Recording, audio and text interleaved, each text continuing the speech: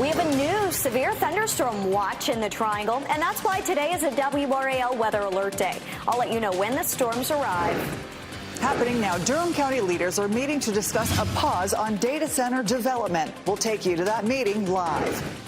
And no nod for Rod. Just 2 days after hoisting his second Stanley Cup, Rod Brindamore left out of the newest Hockey Hall of Fame class. Our sports team breaks down the decision and what it'll take for him to finally get the recognition Caniacs feel he deserves. Well, happy Monday evening to you. I appreciate you being here with us tonight at 7 o'clock. We've got a lot to talk about, and we want you to be part of the conversation. Here is the email, 7 p.m. at WRAL.com. Send us what's on your mind. What questions do you want answered? We'll try to answer at least a few of them during the show.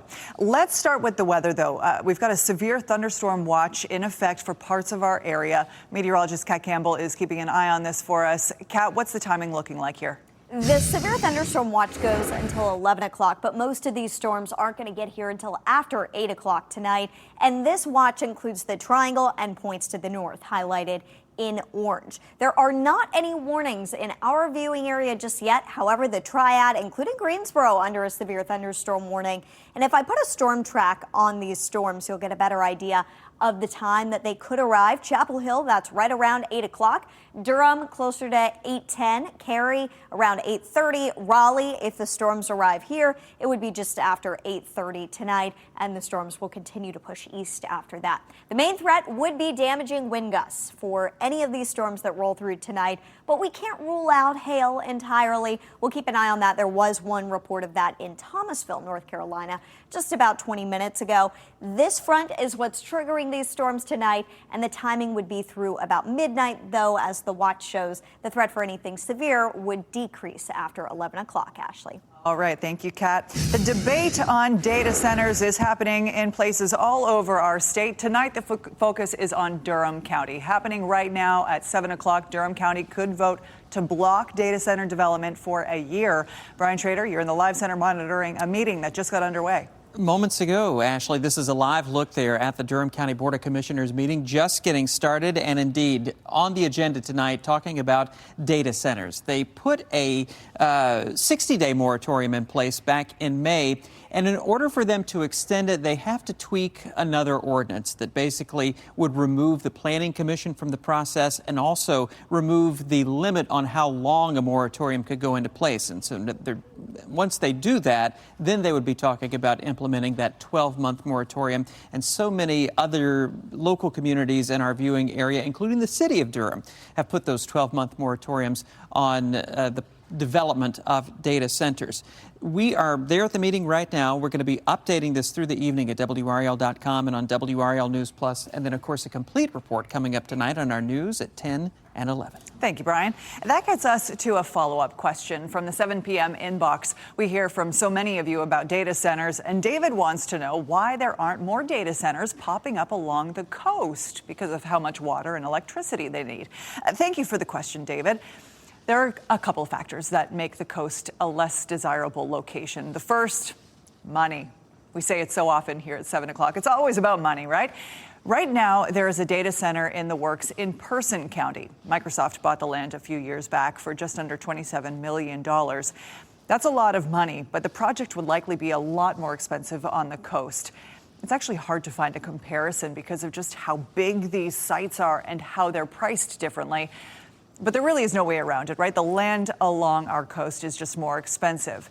And that's not the only issue. The environment plays a big role as well. We're in the middle of hurricane season. We've seen so many times what happens when one hits down trees, flooding impassable roads. It's part of the reason that homeowners insurance on the coast keeps getting hiked, and it's likely a red flag for developers looking to set up shop. Whenever we talk about data centers, we also talk about them as these big, giant electricity vacuums. They need a lot of juice. That might call for energy grid expansion. Places farther inland just have more capacity for that. Those are just some of the reasons why we likely don't see data centers on the coast, but can it happen? Absolutely. Let's go back to Microsoft. In the North Sea, off the coast of Scotland, the company played around with and tested an underwater data center. Yeah, it worked. 117 feet deep, pumping out all the data the company could hope for. It's unlikely that we'd see that here, given all the environmental concerns about development off the coast and all of the regulations. But as we've seen, it's doable. What do you think? Should data center developers look for sandy shores and an ocean breeze? What other data center questions do you have? Send us an email, 7 p.m. at WRAL.com, and we'll talk about it right here at 7 o'clock. A shooting outside the Wake County Courthouse hangs over the legal community even a month after it happened. It's front of mind for attorneys who work there often, especially now with the case moving through the system. WRAL's Flynn Snyder explains the lingering impact. Fayetteville Street exactly 1 month ago. This is where the aftermath of a contentious court hearing played out and where Gwendolyn White was arrested. She's charged with shooting lawyers Mary Harris and Jeffrey Whitley. The two were representing the Rollsville Police Department in a legal battle with White over police body cam footage. When investigators say White became belligerent during the hearing, went to her car, got a handgun, and shot the attorneys as they left the building. And this is the alleyway next to the courthouse where police say the shooting happened. A lawyer who works here frequently tells me it's the last thing he'd expect to happen. He says the last month has been all about grappling with how the unthinkable became reality. That day is one that won't be forgot. Defense lawyer Lee Turner was in the courthouse. When you see an argument occurring, is that you don't just walk past it now, you kind of hang there a little bit just to make sure everything's okay with those people. A grand jury recently indicted White on attempted murder and various assault counts. In recent filings, White's lawyer has raised questions about her mental health. This document states White has said she does not remember the shooting. Her behavior was concerning. Attorney Cody Moss says he saw heated moments between White and a judge for a hearing in another case months before the shooting. After the shots were fired, he's noticed more security. They have started having the security officers stand kind of outside of the courthouse on various corners where I had not recognized that occurring before. Meanwhile, Turner remains confident in security measures inside the courthouse. Outside is where he says the mentality is different. How has this all changed the perception of safety in the legal community? You just didn't expect something like that to happen. And as you walk out of here, I think more lawyers and DAs now might have their head on a little more of a swivel, watching what's going on around them and just taking note. White's next court date is set for July 13th. Flynn Snyder, WRAL News, Raleigh. White's attorney did not respond to our request for comment. Police say the two lawyers who were shot are expected to survive. All right, well, few people have had better stretches than Coach Rod Brindamore. A Stanley Cup win, a parade with tens of thousands of fans. I think the latest number, 180,000 people out there. Ooh, life's been good. Well, his hot streak, if we can call it that, sort of got a blip today. We learned that he was passed up for a spot in the Hockey Hall of Fame. Players and Caniacs have been campaigning for their coach's impressive playing career to get what they feel is proper recognition. WRAL's Brian Murphy and Luis Fernandez discussed the decision to leave him out for another year. Take a look. 8 years as a head coach, 8 trips to the playoffs, 8 years in which they've won at least one series. The 2020 season is a little funky there, but they did win a series in that postseason. 4 trips to the Eastern Conference Final, 1 Stanley Cup appearance, and a Stanley Cup victory. And face of the franchise. I mean, Rod Brindamore's been a member of this franchise for about half a quarter century and is by far the most iconic member of the entire franchise. I just refer to him as franchise icon, Rod Brindamore a lot. He'll probably have a statue outside of Lenovo Center. His jersey's already hanging in the rafters, his number. And you'd imagine with a few more years of this, if Carolina, and obviously they have the core to do it, if they could sustain this success for another 5, 6, 7 years, then you're starting to build a Hall of Fame case, particularly if you can win another cup. 2 cups as a coach, I think would be enough to get you in, given all the regular season success. And then I don't know, he's only the 4th player ever to win a cup as a captain and then win a cup as a coach with the same franchise. I mean, you start to add all these things together, and clearly it's a Hall of Fame case. But because they have distinct player and builder categories, you wonder at some point, will someone say, well, this guy belongs in the Hall of Fame for all of his contributions to hockey. Let's find a way to get him in. Right. And that's, to me, that's going to be the big question, because it's not a matter of, with Rod Brindamore, of if. It's more a matter of when and in which category. That to me seems, because he's like, when you think about the builders, right? he's like a perfect example of that. Someone who has had the success off the ice, someone who through his actions, really helped to grow hockey in the South tremendously, taking a franchise that was on the verge of maybe having to move again and just, creating this invigoration of passion and energy that we saw on Saturday with the championship parade. Right. So he fits all those things. But as a player, he's also he's very good, So it's it just kind of depends on how you look at it, how you decide to split that. It's a good conversation, and you can watch the whole thing right now on YouTube. Murph and Lewis talk about Rod not making the cut at length and about Eric Stahl also missing his first year of eligibility. Just search Hall of Fame. How much fun has the World Cup been so far? So much action all over the U.S. I've loved it. It's been a blast. But has it been successful? Depends who you ask, what metrics you're looking at. We look at some of the World Cup metrics, what defines success, and the debate over where this tournament ranks next. But first, let's look ahead at some of the news stories we are keeping an eye on for you this week. Tomorrow, the Lumbee tribe could clear the way for a casino. The tribe will vote to allow gambling on their land. The tribal chairman told members that the Lumbee will pursue gaming if it passes. Tomorrow is also a big day for some Triangle sports stars. Caleb Wilson and Cameron Boozer are both expected to be picked in the top 5 of tomorrow's NBA draft. On Thursday, the U.S. men's national team looks to go 3-0. They're on the pitch against Turkey. It's a late one, 10 p.m. here on Fox 50. We'll be right back.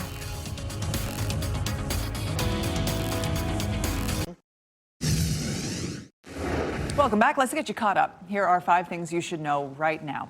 A Durham man will spend 8 years in federal prison for conspiring to join ISIS. Alexander White pleaded guilty in February. He was arrested at an airport about to board a plane to Morocco. Prosecutors say he tried funding terrorist camps and was planning to go to the country to support ISIS. More water restrictions coming to our area. Rocky Mount issuing mandatory conservation efforts starting now. The city will be split by the 301 bypass to determine who can water their lawns on which days. Other restrictions include a ban on washing cars, and all city pools are closing. Duke Energy scaling back plans to raise rates. The company is now asking for an 11.5% hike. Initially, they asked for an 18% increase. If approved, the increase takes effect next year. Governor Josh Stein signed a sweeping agriculture bill into law. The Farm Act lowers penalties for illegal shrimping and increases penalties for stealing crops, among other things. The bill has been hung up in the General Assembly for months as lawmakers squabbled over a proposal to ban raw milk. That proposal was taken out of the bill. The crowd at the Canes Stanley Cup parade was even bigger than first projected. They've told us now that they estimate attendance was about 180,000 in downtown Raleigh. The celebration far exceeded initial expectations. How about some of that World Cup action? A record-setting performance from Lionel Messi, the U.S. men's national team, off to its best ever start, right? It's been great. President Trump is taking it to another level. He's calling it the most successful ever. PolitiFact's Paul Spey and I broke down why defining success can actually be a bit tricky. Paul, I've had so much fun watching some of these World Cup matches. They really have been so great. And I've loved also seeing so many people in the stands. President Trump saying this has been the most successful World Cup ever. What is PolitiFact saying about this? Right. Well, there's so many different ways to measure success, right? You can look at ratings or you can look at the safety of the games. But when President Donald Trump made that comment, he was referring to ticket sales. He's got a little bit of a point. This year, by June, they had sold 6 million tickets. That's almost double what they sold in 2022 when they sold about 3.2 million. However, there's a big but here, and that's that there are more teams in the tournament this year. Historically, there have been about 32 teams. This year, there's 48, so there's more games and more tickets to sell. Okay, so it's sort of like yes, of course, there will be more tickets. We also need to talk about accessibility and just how many people can access this. This time, the World Cup is doing dynamic pricing. How does this impact accessibility and success? Right. What that means is that the price of the tickets fluctuates with demand from the market. And this is actually the first time that FIFA has really allowed this to happen. In the past, they've locked in some prices at like 60 or 70 bucks so that people across the world could have access to go see their team play. This year, that's gotten harder. We've seen the ticket prices go into the hundreds and even the thousands for some of the most popular games. We even see a group out of England filing a formal complaint to FIFA saying, hey, we tried to get some of those $60 tickets that you say exist, but by the time they went to the open market, they were all gone. We never got a chance to access those. So there's that to consider, that yes, a lot of the tickets are being sold, but some people who could have afforded them in the past say they can't this year. Often when you do your fact checks, we look forward to you giving us a bit of a rating, but no rating on this one. Not this one, just because there's so many different ways to measure success, you know, whether it's ticket sales or accessibility or safety or ratings. And we've seen ratings go way up, especially for the U.S. men's team. When they played Paraguay, when they played Australia, we're seeing huge numbers. And so that's another thing to consider. We didn't feel like it was appropriate to rate this particular claim. Pospe, appreciate it.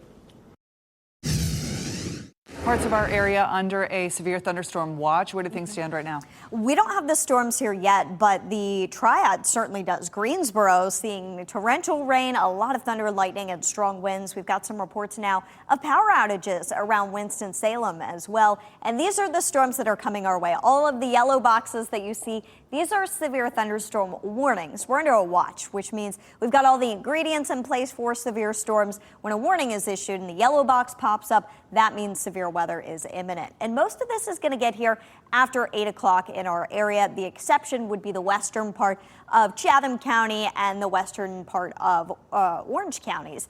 Siler City could see the storms closer to about 7:49, Hillsborough around 7:53, Chapel Hill just after 8 o'clock. Same with Durham. Durham may be closer to 8:15. For Apex, 8:30, as well as Cary. So we still have a little time before those storms get here. But if you're doing something outside, you have family and friends who are, make sure that you bring them inside, especially with all the lightning that these storms have and the threat of damaging wind gusts bringing down some trees. Unfortunately, that has also been the case around Winston-Salem, in Forsyth County at least, where they had a report of a tree down on cars there.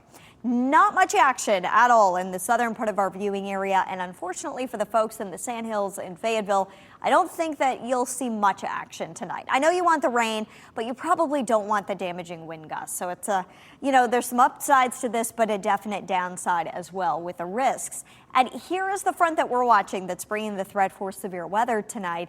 It's our next weather maker. That will continue to roll through overnight. So even though the threat for severe weather and the severe thunderstorm watch ends at 11 p.m., we could still see some non-severe storms overnight, and then the front's hanging out here tomorrow. So we still have another chance for some scattered storms late tomorrow morning into early tomorrow afternoon.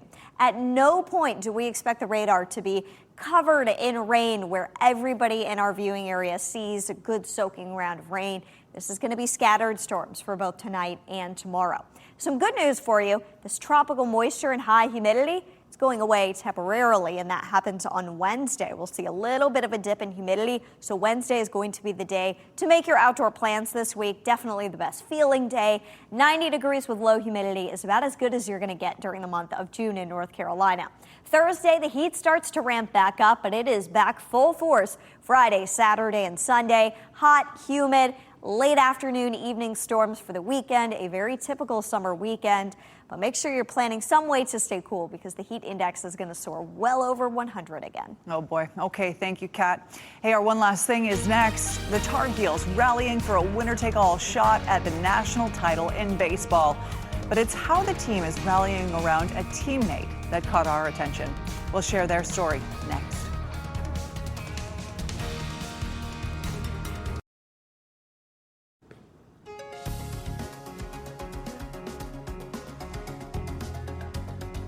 One last thing tonight. The Triangle could add another title tonight.